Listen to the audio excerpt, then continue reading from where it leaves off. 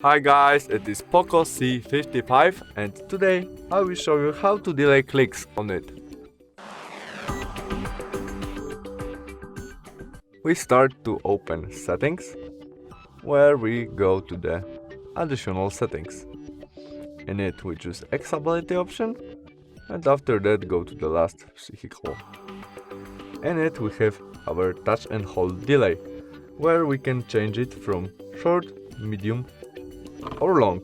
And when we choose long, it can be halted when we touch the screen by chance, and until strong push, it won't open anything. And that's all. Thanks for watching. Bye.